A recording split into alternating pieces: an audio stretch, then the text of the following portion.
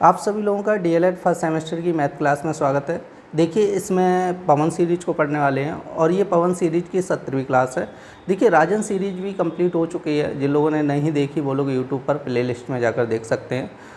तो ज़्यादा टाइम ना वेस्ट करती हूँ, देखते हैं आज की क्लास का जो फर्स्ट क्वेश्चन दिया गया वो क्या दिया गया। तो देखिए, जो फर्स्ट क्वेश्चन दिया गया कह रहा है कि एक छड़ कह रहा है 72 सेंटीमीटर लंबी है। कह रहे 72 सेंटीमीटर लंबी थी, इसमें से कह रहे 8 सेंटीमीटर काट कर खूंटी बना दी गई। ठीक है, तो 72 सेंटीमीटर में से क्या कह रहा है कि 8 सेंटीमीटर काट कर खूंटी बना दी गई। छड़ कह रहे हैं अब कितने प्रतिशत छोटी होगी, परसेंटेज पूछा गया। तो यहाँ पे लिखना है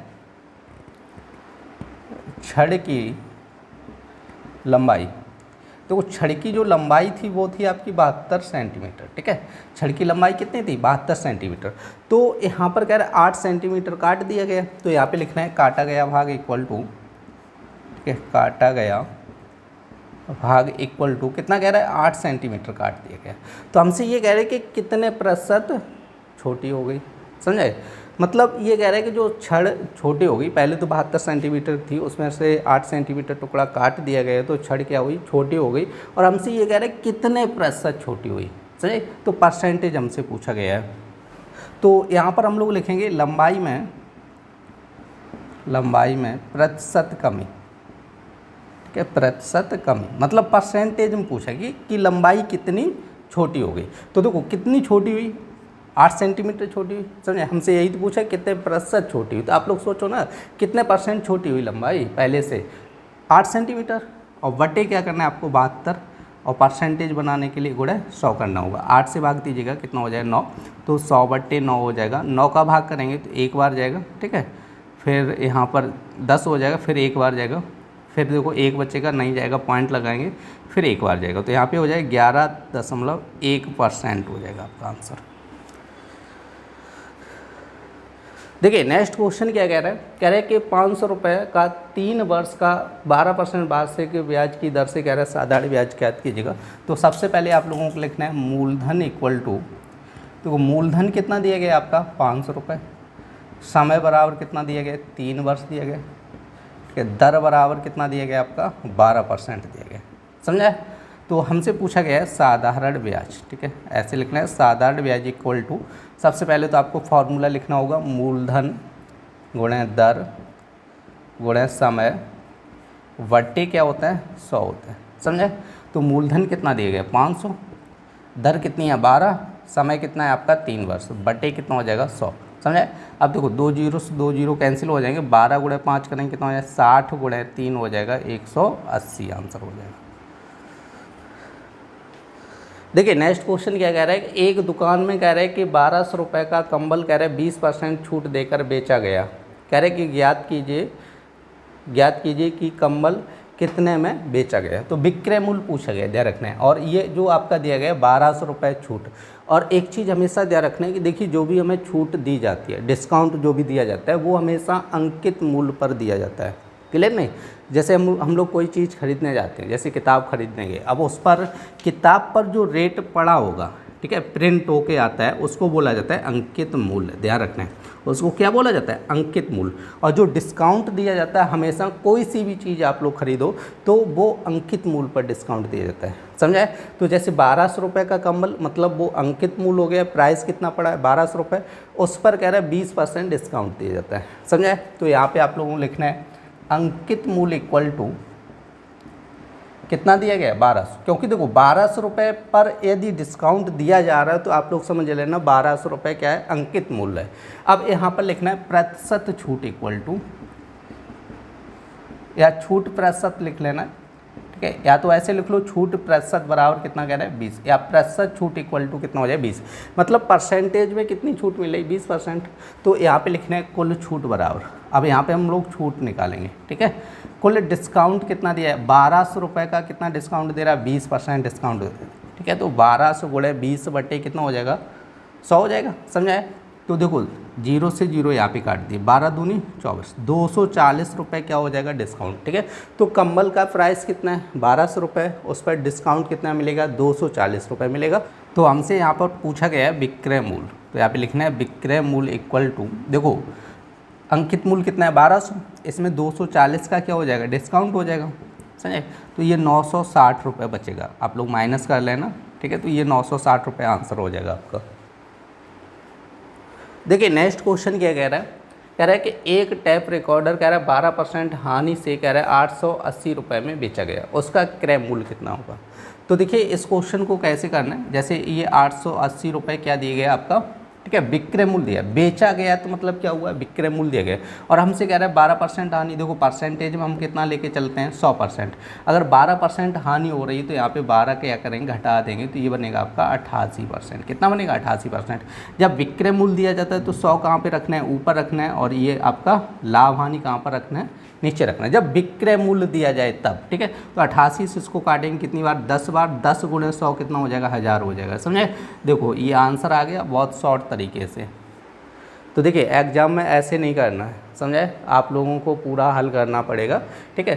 तो शॉर्ट में भी क्वेश्चन के आंसर आ जाएंगे इस तरीके से, बहुत 2 ही स्टेप में आंसर आ जाएंगे, लेकिन हमें करना नहीं है, समझे। इसीलिए हम लोग जो क्वेश्चन कर रहे हैं वो एक्स मान के कर रहे हैं, पूरा डिटेल से सॉल्व कर रहे हैं। ऐसे ही आप लोगों को एग्ज़ाम में सॉल्व करना है, समझे, तभी आपको नंबर मिलेंगे। तो देखते हैं, देखो इसको ऐसे नहीं करना है, ध्यान रखना है, ठीक है। ये तरीका आप लोगों के लिए अच्छा नहीं रहेगा, ठीक है। तो देखिए इसको करना कैसे है, सबसे पहले आपको देखो 12%, ठीक है, क्या दिया गया आपको, हानि से बेचा जा रहा है, और 880 रुपये क्या दिया, विक्रय मूल्य। तो यहाँ पे लिख लीजिएगा विक्रय मूल्य इक्वल टू कितना दिया गया, 880 रुपये, ठीक है। तो यहाँ पे लिखना है हानि प्रतिशत इक्वल टू, हानि प्रतिशत इक्वल टू 12%, समझे। 12% हानि पर बेचा गया, और हमसे क्या पूछा गया, क्रय मूल्य। तो हमें क्रय मूल्य पता नहीं है, तो सबसे पहले अब हम लोग क्या करेंगे, क्रय मूल्य मानेंगे, माना क्रय मूल्य इक्वल टू कितना मान लेंगे, x। अब ये चीज़ ध्यान रखना है कि हमेशा जो लाभ और हानि होता है वो हमेशा किस पर होता है, क्रय मूल्य पर होता है, ठीक है। तो ध्यान रखना है कि लाभ और हानि किस पर होगा, क्रय मूल्य पर होगा, क्लियर नहीं। और जो छूट दी जाएगी, छूट का मतलब डिस्काउंट दिया जाएगा, वो अंकित मूल्य पर दिया जाता है। किस पर दिया जाता है, अंकित मूल्य पर। ये चीज़ आप लोग ध्यान रखना है। देखो लाभ की बात करें या हानि की बात करें तो वो किस पर होगी, क्रय मूल्य पर होगी, ठीक है। छूट की बात करेगा तो किस पर होगी, अंकित मूल्य पर होगा, क्लियर है। तो देखो यहाँ पर हम लोगों ने क्या किया, क्रय मूल्य मान लिया, कितना मान लिया, x। तो हम लोग सबसे पहले निकालेंगे हानि, कितने रुपए की हानि हो रही है। अब देखो हानि जो क्रय मूल्य पर ही तो हानि होगी। अब क्रय मूल्य x है तो x का कितना हानि हो रहा है, 12% हानि हो रहा है। तो यहाँ पे लिखना है x गुणे 12/100 हो जाएगा, क्लियर है कि नहीं। अब देखो इसको आप लोग हल कीजिएगा, 4 से काटेगा 3 और ये कटेगा आपका 25, तो ये हो जाएगा 3x बट्टे कितना हो जाएगा आपका 25, समझे। ये तो हानि आ गई, सही। अब देखो जब वस्तु को बेचेंगे तो हानि निकाल के बेचेंगे ना, तो यहाँ पे हम लोग लिखेंगे विक्रय मूल्य इक्वल टू, देखो क्रय मूल्य कितना था x और हानि कितने की हो रही है 3x/25 की। तो यहाँ पे आप लोग माइनस कर देना, 3x बट्टे कितना लिखना है 25 लिखना है, समझे। अब देखो इसका क्रॉस गुणा करना होगा, या तो समझ लो ऐसे लिखना है 1, तो इसका क्रॉस करेंगे 25x माइनस 3x बट्टे कितना हो जाएगा 25 हो जाएगा, समझाया। अब देखो विक्रय मूल्य हमें पता है कितना है 880 रुपये, तो यहाँ पे रख दीजिएगा 880। अब देखिए इसको हमें हल करना होगा, तो देखिए 25x में से आपका 3x जाएगा तो कितना हो जाएगा, देखो 880 इक्वल टू आपका बनेगा 22x बट्टे कितना हो जाएगा 25। तो 22 से इसको काटेंगे, कितनी बार कटेगा 4 बार, 22 चौको 88। अब इस 25 का क्रॉस गुणा करेंगे तो ये हो जाएगा 40 गुणा 25, तो x बराबर कितना हो जाएगा 25 चौको 100 और 1 0 1000 रुपये, ठीक है। तो अब यहाँ पर हम लोग नीचे लिख लेंगे, लिखना है क्रय मूल्य बराबर 1000 रुपये, ठीक है।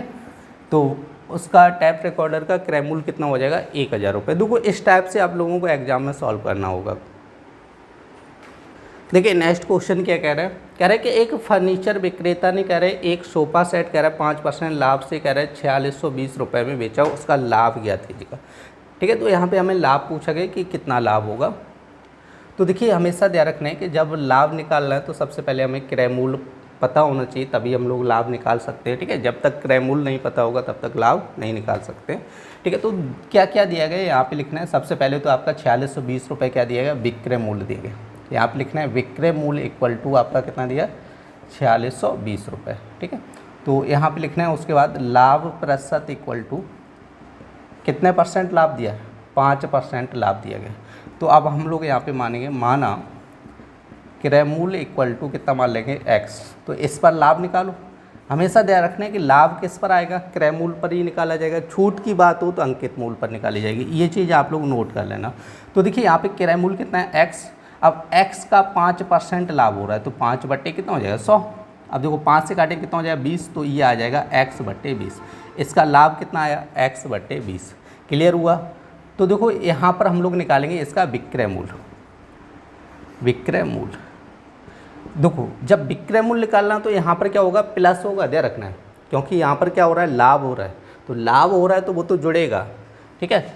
x प्लस क्या हो जाएगा x बटे 20। क्लियर है। देखो पिछले क्वेश्चन में क्या हो रही थी, हानि हो रही थी इसलिए घटाना पड़ेगा, ठीक है। यहाँ पर क्या हो रहा है, लाभ हो रहा है तो इसलिए ऐड करना पड़ेगा, जोड़ना पड़ेगा। क्लियर कि नहीं। तो यहाँ पर हम लोग मान लेंगे एक, अब वही चीज़ है, क्रॉस गुणा करना है इसका आपस में, तो ये हो जाएगा 20x, और यहाँ पर देखो 1x होगा, लिखा नहीं जाता है, नीचे आपस में करना है तो 20। अब हम लोगों को विक्रय मूल्य पता है कितना है आपका, 4620 रुपये हो जाएगा। अब देखो इसको आप लोग हल कीजिएगा, 20 और 1 कितना हो जाएगा, 21 हो जाएगा। देखो 4620 इक्वल टू 21x बट्टे कितना हो जाएगा 20, तो 21 दूनी हो जाएगा 42 हो जाएगा, ठीक है। 4 बचेगा, फिर 220 हो जाएगा। तो x बराबर आपका हो जाएगा 220 गुणा आपका 20 हो जाएगा। तो x बराबर देखो 2 जीरो हो जाएंगे और ये 4400 रुपये हो जाएगा, ठीक है। तो ये जो 4400 रुपये आया इसका अंकित मूल्य आ गया, वो सॉरी क्रय मूल्य आ गया। ये क्या आया, क्रय मूल्य आ गया इसका। अब क्रय मूल्य कितना आया 4400 रुपये। तो हमसे क्या पूछा, लाभ पूछा गया, कितना लाभ होगा। तो लाभ बराबर फॉर्मूला आप लोगों को पता होगा, विक्रय मूल्य माइनस क्रय मूल्य। क्या होता है, विक्रय मूल्य माइनस क्रय मूल्य।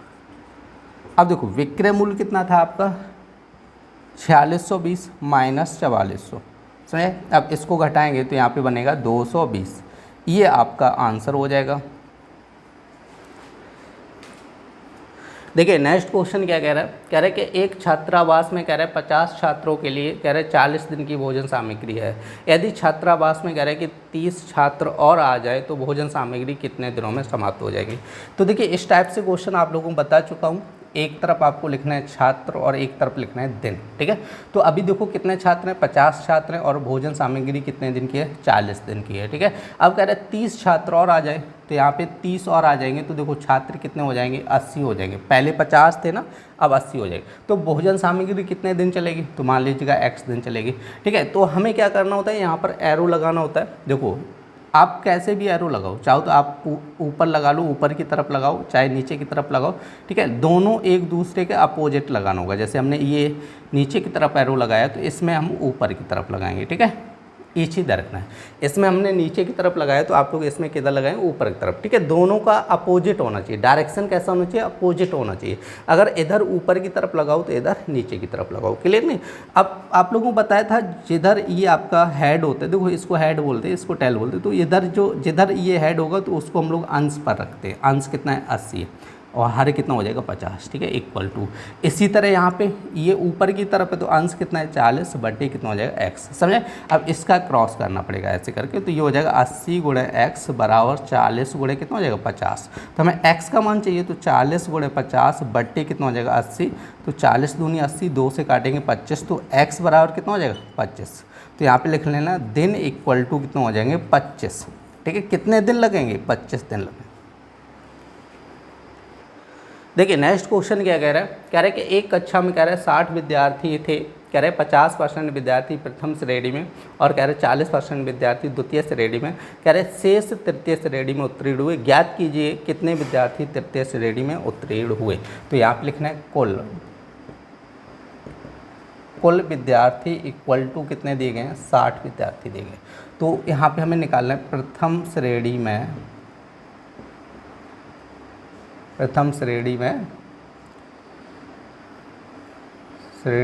पास विद्यार्थी, ऐसे लिख लेना, ठीक है। प्रथम श्रेणी में पास विद्यार्थी।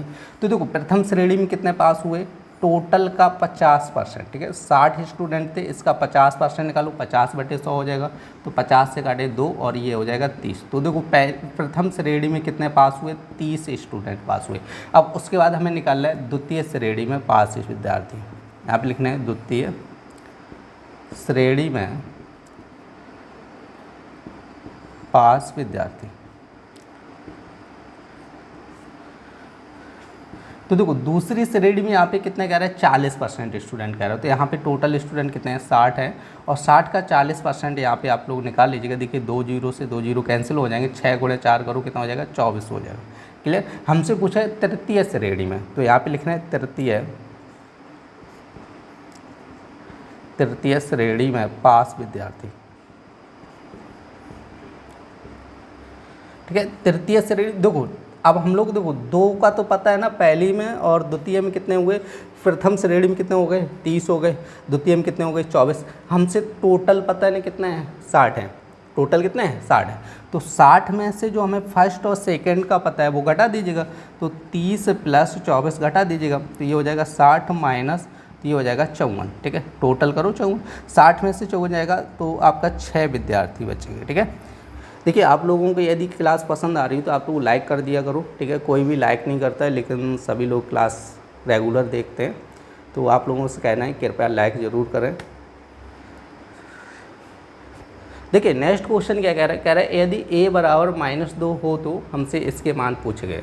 तो फर्स्ट क्या कह रहा है, देखो a = -2 कह रहा है हमसे। फर्स्ट पॉइंट कह रहा है 5a² = 5a² + 4a -2, ठीक है। तो इसका मान 5। अब a का मान कितना हो जाए, -2 का स्क्वायर + 4, और a का मान कितना, -2, ठीक है। तो अब देखो यहाँ पर 5 और 2 का वर्ग कितना हो जाएगा, 4 हो जाएगा, और यहाँ पर देखो 4 दूनी कितना हो जाएगा, 8 हो जाएगा। तो ये हो जाएगा -8 -2, समझे। अब देखो 5 गुणे 4 करो कितना हो जाएगा, 20, और 8 2 कितना हो जाएगा, -10। 20 में से 10 जाएगा तो कितना बचेगा, 10। ये हो जाएगा आपका आंसर, फर्स्ट का आंसर, ठीक है। अब हम लोग देखते हैं सेकेंड नंबर। हमसे क्या कह रहा है, a³ + 4a² 3a। अब देखो a³ का मान कितना है, -2 का क्यूब + 4a² -2 का स्क्वायर 3 × -2, समझाए। अब देखो 2 का क्यूब कितना हो जाएगा, 2 का क्यूब हो जाएगा 8, और ये देखो पावर कैसी है आपकी, विषम है, तो चिन्ह कैसा रहेगा, माइनस रहेगा। ध्यान रखना ये भी चीज़ आप लोग ध्यान रखना है, यदि घात आपकी सम होगी तो चिन्ह कैसा हो जाएगा, प्लस का हो जाता है। अगर पावर विषम है तो वो चिन्ह कैसा रहेगा, माइनस का ही रहेगा। ध्यान रखना है, समझे। अब देखो यहाँ पे क्या लिखना है, 4 × अब -2 का वर्ग, देखो पहले तो ये देखो 2 का वर्ग कितना हो जाएगा, 4 हो जाएगा। अब पावर कैसी है, सम है, तो सम है तो इसका मतलब यहाँ पे प्लस चिन्ह रहेगा, क्लियर नहीं। अब 3 × 2 करोगे तो -6 हो जाएगा। अब देखो यहाँ से क्या करना है आपको, देखो माइनस आपका 8 रहेगा, और यहाँ पे कितना हो जाए, 4 × 4 करो कितना हो जाए, 16, और -6, समझे। अब देखो माइनस वाले आप लोगों को जुड़ जाएंगे यहाँ पर, तो आप लोग देख लीजिए, -8 -6 कितना हो जाएगा आपका, -14 हो जाएगा, ठीक है। और प्लस का कितना दिया है, 16। अब 16 में से 14 गया, कितना बचेगा, 2 बचेगा इसका आंसर। देखिए नेक्स्ट क्वेश्चन क्या कह रहा है, एक कक्षा में 60 विद्यार्थी थे, कह रहे कि उसमें 60% प्रथम और 20% द्वितीय श्रेणी में तथा शेष तृतीय श्रेणी में उत्तीर्ण हुए। कह रहे कि प्रथम, द्वितीय तथा तृतीय श्रेणी में उत्तीर्ण छात्रों की संख्या ज्ञात कीजिएगा, मतलब तीनों का पूछा गया। तो यहाँ पे लिखना है कुल विद्यार्थी इक्वल टू, देखो टोटल स्टूडेंट कितने हैं, 60 हैं। अब हमसे कह रहे हैं कि यहाँ पर प्रथम श्रेणी में, ठीक है, तो यहाँ पे लिखना है प्रथम श्रेणी में टोटल कितने पास होंगे, 60 का 60% हो जाएगा, क्लियर नहीं। तो आप 0 से 0 कैंसिल कर दिए, 6 × 6 कितना हो जाएगा, 36 हो जाएगा। और उसके बाद लिखना है द्वितीय श्रेणी में, ठीक है, क्या लिखना है, द्वितीय श्रेणी में।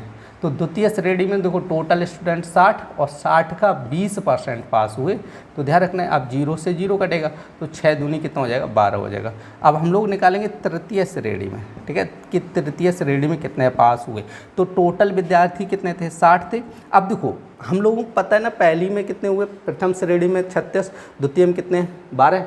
तो 36 और 12 जोड़ के घटा दीजिएगा, जो बचेंगे वो कौन से होंगे, ठीक है, तृतीय श्रेणी में। तो आप लोग देखिए 60 माइनस आप लोग यहाँ पे घटाएंगे तो कितना हो जाएगा, 48 हो जाएगा। अब 60 में से 48 जाएगा तो यहाँ पे बचेंगे 12 स्टूडेंट, ठीक है। तो ये आप लोगों का आंसर हो गया। देखिए नेक्स्ट क्वेश्चन क्या कह रहा है, कह रहा है कि अजय की विभिन्न विषयों में प्राप्त अंकों का प्रतिशत निम्नवत है। और देखो यहाँ पर क्वेश्चन शायद पूरा नहीं लिखा है, आप लोगों को इसको दंड आरेख में प्रदर्शित करना है। ठीक है, आप लोगों का एक ग्राफ बनाना है। ठीक है, जिसको क्या बोला जाता है, दंड आरेख, वो आलेख लिखा जाता है। ठीक है, दंड आलेख, देखो आलेख या आरेख आप लोग देख लें। ठीक है, तो यहाँ पे हमें क्या करना है कि इसको, ठीक है, परसेंटेज दिया गया है और आपका ग्राफ बनाना हुआ है। ठीक है, तो हम लोग क्या करेंगे, यहाँ से 2 लाइनें खींच लेंगे ऐसे करके। ठीक है, इस टाइप से। अब आप लोग देखो यहाँ पे लगभग 100 तक की संख्याएं हैं, तो वो इस टाइप से लिखो। जैसे यहाँ पे लिख लो 20, 40, 60, 80, ठीक है, 100। चाहो तो देखो 10-10 करके भी लिख सकते हो, कोई दिक्कत नहीं। आप लोग जैसे जगह है तो आप लोग 10-10 करके भी लिख सकते हो। ठीक है, जैसे यहाँ पे लिख लो आप लोग 10, 20, 30, 40, ठीक है, जैसे 50, 60, 70, 80, 90, ठीक है, और थोड़ा और बढ़ा दीजिएगा, यहाँ पे कर लीजिएगा 100 तक लिख लीजिएगा। ठीक है, 10-10 का भी बना लीजिएगा। अब देखो इस टाइप से हम लोगों ने क्या किया, पॉइंट डाली 10, 20, 30, 40 ऐसे करके। देखिए इसमें जैसे आप लोगों का, तो देखिए इसमें क्या करना है हम लोगों को, सबसे पहले आप लोगों का एक सब्जेक्ट है हिंदी, तो यहाँ पे लिखना है हिंदी। ठीक है, अब इसका ग्राफ बनाना है। तो आप लोग देख लो कहाँ तक है, 39 तक है। तो 39 तक है तो यहाँ पे लाइनें खींचनी है, तो 40 से थोड़ी कम रखनी है। ठीक है, क्योंकि 40 तो है नहीं, 39 है, तो मतलब 40 से क्या रहेगा, कम रहेगा। क्लियर नहीं, तो इस टाइप से खींचना है। अब जैसे अंग्रेजी की बात करें तो यहाँ पे लिख लेना आप लोगों को अंग्रेजी। ठीक है, अब अंग्रेजी में आप लोग देख लो 45 है, तो पहले तो 40 ये रहा। ठीक है, तो इसके सामने 40 से थोड़ा ज़्यादा कर दो। ठीक है, क्योंकि 40 और 50 के बीच में रहना चाहिए। ठीक है, आप लोग स्केल से करना। ठीक है, यहाँ पे हम तो देखो ऐसे ही खींच रहे हैं अंदाज से, तो आप लोग स्केल से करेंगे तो सही बनेगा। 40 और 50 के बीच में ये रहना चाहिए अंग्रेजी का। ठीक है, उसके बाद हम लोग लिखेंगे गणित का। देखो गणित का देखेंगे तो गणित में कितने, 75, तो देखो इसके बीच में रहेगा 70 और आपका 80 के बीच में रहेगा 75 गणित का ग्राफ। ठीक है, इस टाइप से रहेगा गणित का। अब उसके बाद हम लोगों को लिखना है विज्ञान।